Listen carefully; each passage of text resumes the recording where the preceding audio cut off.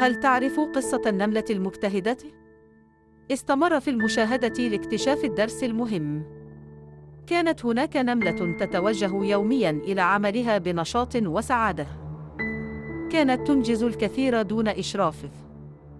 قرر الأسد تعيين مشرف لزيادة إنتاجيتها.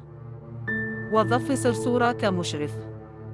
أول قرار للصرصور كان وضع نظام للحضور والانصراف، ثم عين سكرتيرة لكتابة التقارير، وظف عنكبوتاً لإدارة الأرشيف.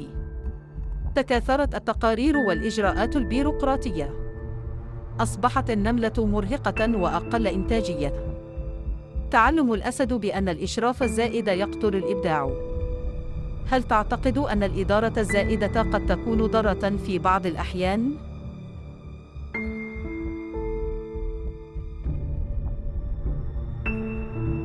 كانت هناك نملة مجتهدة تتجه صباح كل يوم إلى عملها بنشاط وهمة وسعادة، فتنتج وتنجز الكثير. ولما رآها الأسد تعمل بكفاءة متناهية دون إشراف، قال لنفسه: إذا كانت النملة تعمل بكل هذه الطاقة دون أن يشرف عليها أحد، فكيف سيكون إن نتاجها لو عينت له مشرفاً؟ وهكذا قام بتوظيف الصرصور مشرفاً على أداء النملة. فكان أول قرار له هو وضع نظام للحضور والانصراف، وتوظيف سكرتيرة لكتابة التقارير، وعنكبوت لإدارة الأرشيف ومراقبة المكالمات التليفونية.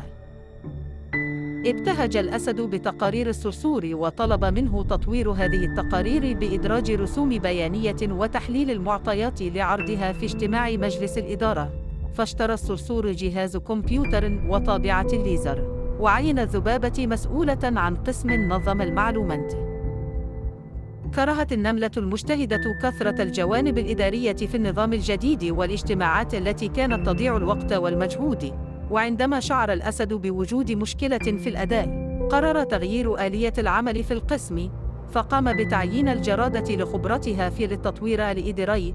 كان أول قراراتها شراء أثاث جديد وسجاد مناجر راحة لموظفين، كما عينت مساعداً شخصياً لمساعدتها في وضع الاستراتيجيات التطويرية وإعداد الميزانية.